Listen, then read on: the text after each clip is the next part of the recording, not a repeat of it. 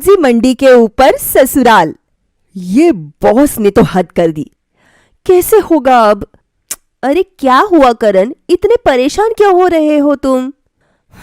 परेशान ना हो तो क्या करूं? ये रह रह कर बॉस को पता नहीं क्या हो जाता है। सारे पुराने एम्प्लॉइज को काम से हटा रहा है। कहता है या तो आधी सैलरी में काम करो या काम छोड़ दो। अरे वो तो बोलेंगे ही ना। उन्हें फ्रेशर जो 25,000 में मिल जा रहे हैं तो वो तुम्हें 1.5 लाख रुपए क्यों देंगे? अरे यार, अब इतना खर्च बढ़ा दिया है हमने, अब आधी सैलरी में कैसे होगा? ये फ्लैट का रेंट ही 30,000 है, ऊपर से दूध वाले का खर्चा, बिजली बिल, तुम्हारा मेकअप। अरे यार, मैं सोच सोच के ही परेशान हो रहा हूँ। क्या क्या कहा तुमने? मेकअप में करती ही क्या हूँ मैं? एक बीबी क्रीम ही तो लगाती हूँ। लगता है वो भी तुमसे बर्दाश्त नहीं हो रहा। अच्छा, बर्दाश्त नहीं, अफोर्ड नहीं हो रहा भाई, तो रहने दो। मैं भाभी की बीबी क्रीम यूज कर लूंगी।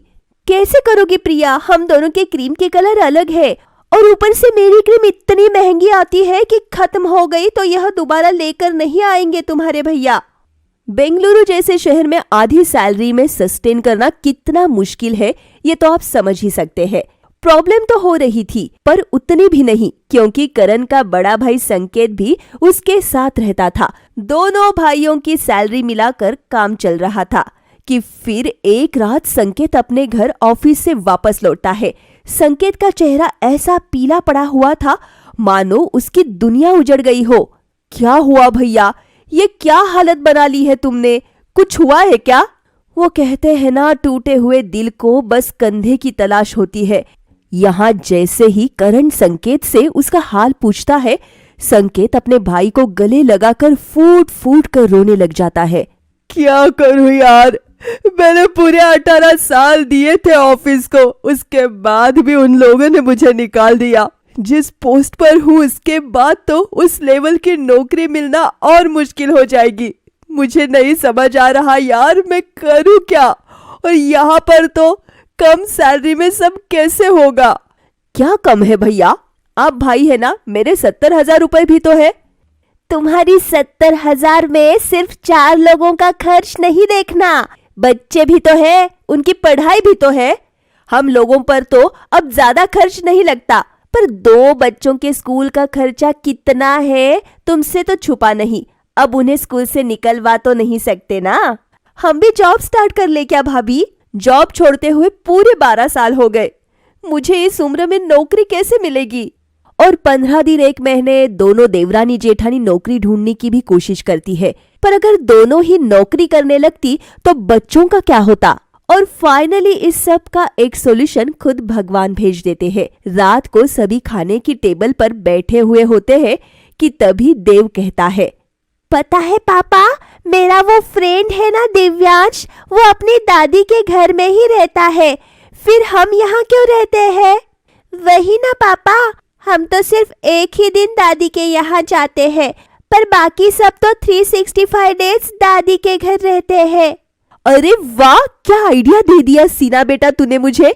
मैं क्या कह रही हूँ करण, ऐसे भी इस शहर में रहना और मुश्किल होता जा रहा है। क्यों ना हम वापस अपने चांदनी चौक चले? अपना घर है तो भाड़े की दिक्कत नहीं होगी और बिजली के लिए तो 200 यूनिट फ्री सरकार की तरफ से ही है। बाकी पापा जी खंबे से तार खींच लेते हैं।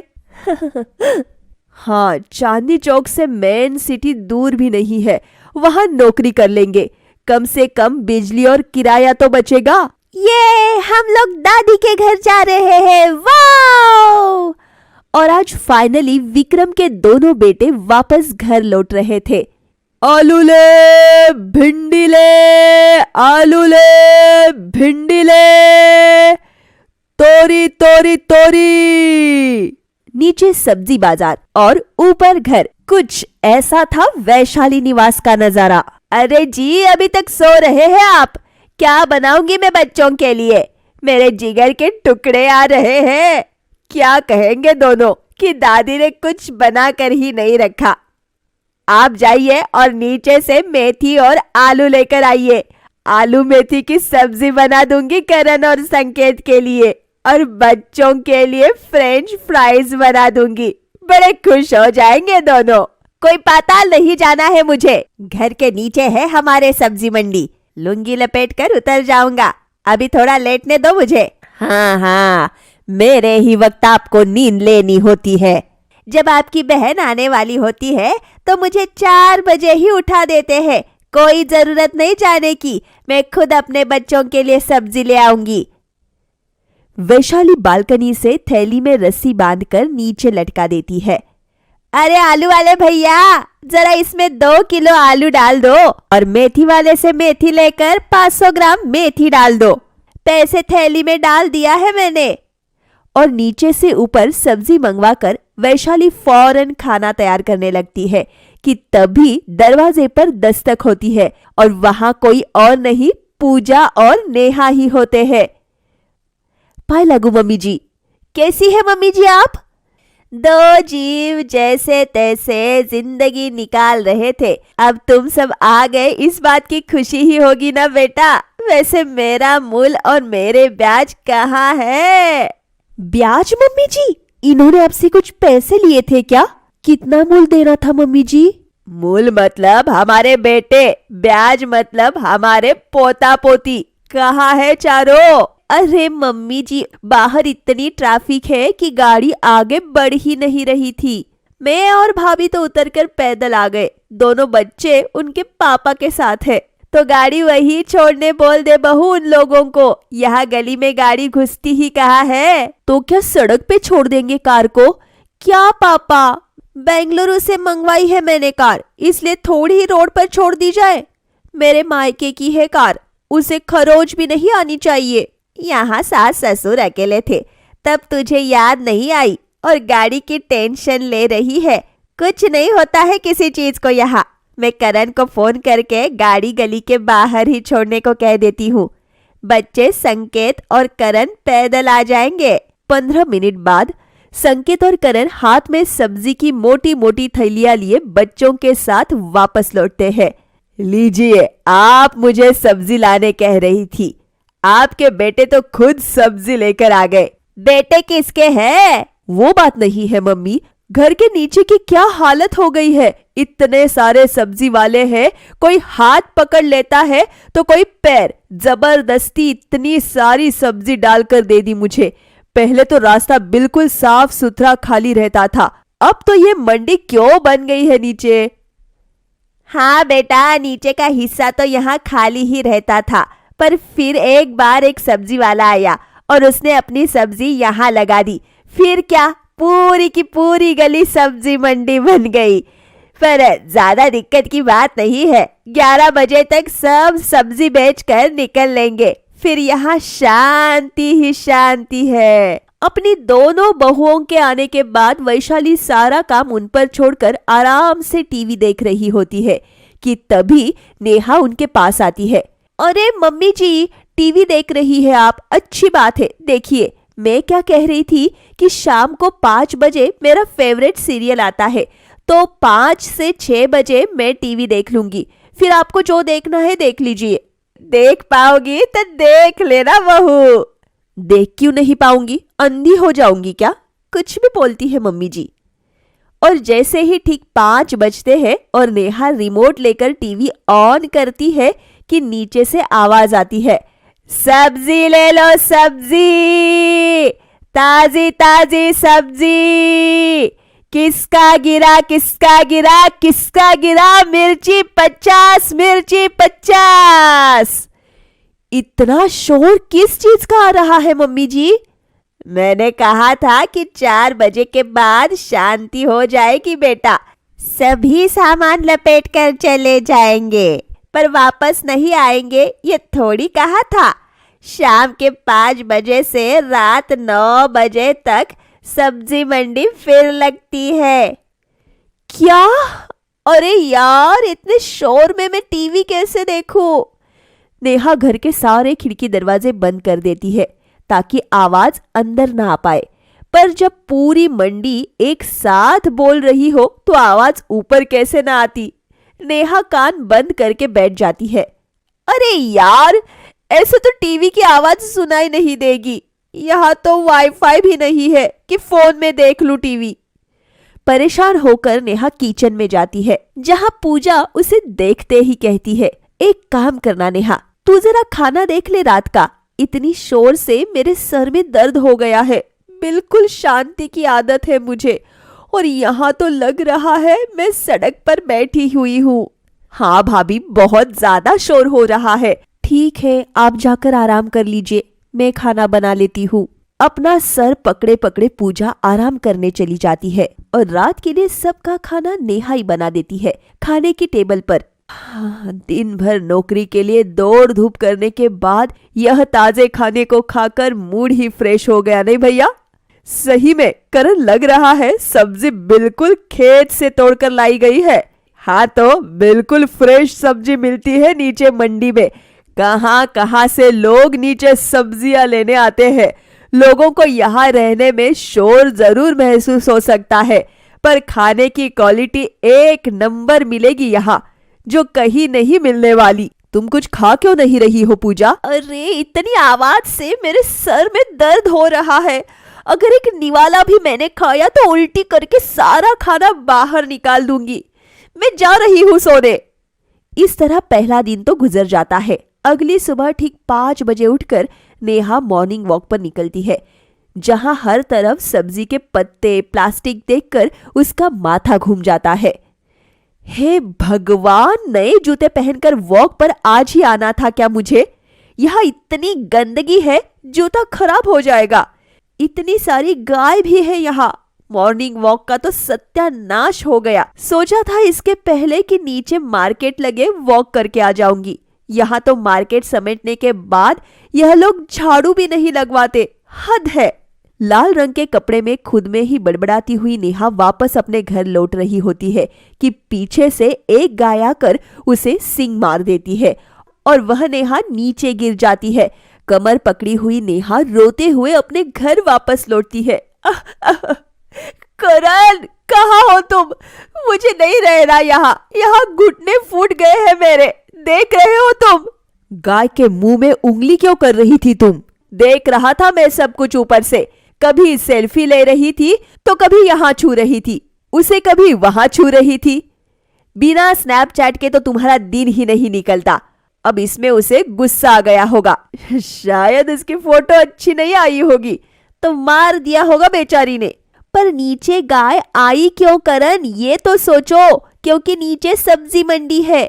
या तो सब्जी मंडी नीचे से हटवा या कहीं और चलते हैं हम। है क्या किराए देने के पैसे जो मुंह खोलकर बोल रही हो तुम? यहाँ वहां दिमाग लगाने से अच्छा है बच्चों के लिए स्कूल पता करना शुरू करो और जल्दी का एडमिशन करवाओ इनका। रोज पड़ोसियों के घर जाकर खेलते रहते हैं। नेहा पूजा आसपास के सबसे अच्छे स्कूल को पता कर दोनों बच्चों का एडमिशन स्कूल में करवा देती है। सुबह के 6 बजे।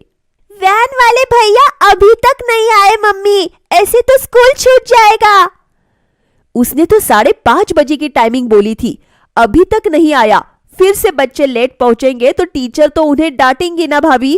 5 मिनट और देख लेते हैं, फिर मैं वैन वाले भैया को कॉल करती हूँ।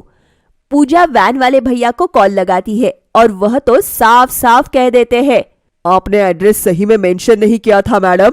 सब्जी मंडी वाले एरिया में वैन नहीं पहुंच पाएगी। 1 किलोमीटर बाहर एक शॉप है, अब वहां पहुंच जाइए। बच्चे वहां से पिक कर लूंगा मैं। ऐसे आज तो आगे बढ़ चुका हूं तो कल से पिक करता हूं दोनों को। अरे ये क्या बात हुई? फंसाने वाली बात करते हैं आप लोग। ये बात पहले बोलनी चाहिए थी, तो हम आपके स्कूल में अपने बच्चों की एडमिशन ही नहीं करवाते।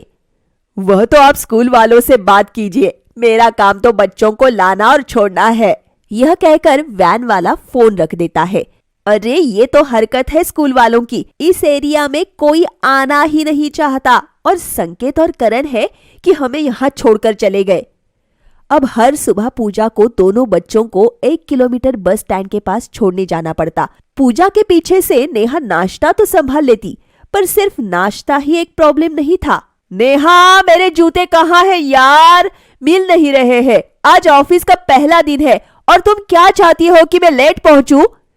करण बहुत ज्यादा घबराया हुआ था, पर नेहा को जरा भी फर्क नहीं पड़ता। वह आराम से हिलती डुलती रसोई से बाहर आ जाती है और कहती है, नीचे मंडी है, पता है ना। आपकी गलती है कि आप यह बात भूल जाते हैं और जूतों को दरवाजे के बाहर ही खोल देते हैं। कोई ले गया होगा जूते। पिछली बार मेरी सैंडल भी तो ऐसी ही चोरी हुई थी। पर तब क्या कहा था आपने? एक सैंडल ही तो गई है सो गई, बला टली। चप्पल पहनकर चले जाइए, रास्ते में किसी दुकान से जूते खरीद लीजिएगा। गजब टेंशन है भाई। एक तो इतनी शोर में अलार्म की आवाज सुनाई नहीं देती। ऐसे ही लेट हो चुका हूँ मैं। अब पैदल पैदल मंडी से बाहर जाऊंगा, बस ढूंढूंगा। बस वाले मेरे रिश्तेदार तो नहीं कि जूते के दुकान के पास बस रोक देंगे। टैक्सी से जाना पड़ेगा। पर मंडी के ऊपर ससुराल में आने का डिसीजन तुम्हारा भी तो था ना करण। एंजॉय करो। जो टेंशन सिर्फ बहुओं को थी, अब वह टेंशन बाकियों को भी परेशान करने लगी थी। कैसे पढ़ाई करूं मैं मम्मी? कल यूनिट टेस्ट है। पिछली बार मैंने एग्जाम में क्या लिख दिया था? आलू ले आलू, भिंडी ले भिंडी। मैं फिर ये गलती नहीं करना चाहती। सभी फ्रेंड्स ने मेरा मजाक उड़ाया मम्मी। तुम्हें तो ये घर अच्छा लग रहा था ना सीना? नीचे इतने सारे सब्जी वाले थे, तुम्हें तो मजा आता था ना यहाँ। अब नहीं आ रहा मम्मी। मैं रात को पापा से इसके बारे में बात करूंगी। अपनी कार से करण को लेता हुआ संकेत वापस अपने घर लौट रहा होता है कि फिर से वही सब्जी मंडी भरी होने के कारण उसे कार रोकनी पड़ जाती है।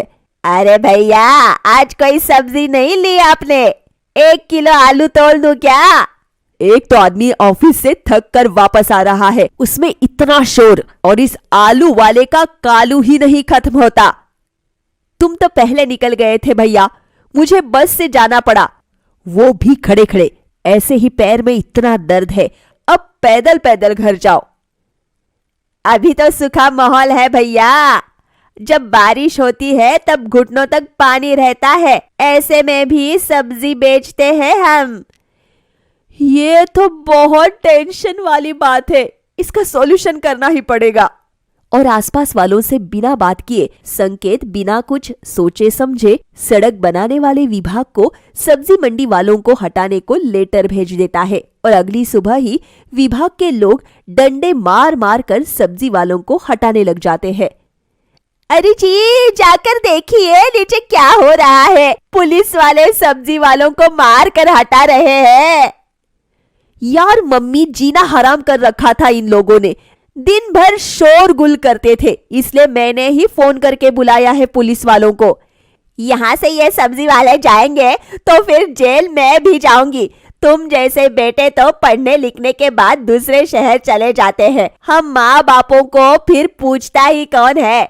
जब सन्नाटा हमें खाने लगता है तब इन्हीं की आवाज हमें जिंदा रखती है। नीचे उतरकर मैं इन्हीं के बीच जाकर बैठ जाती थी। 24 घंटे आते जाते लोग तो दिखते थे, वरना ना पागल हो जाती मैं।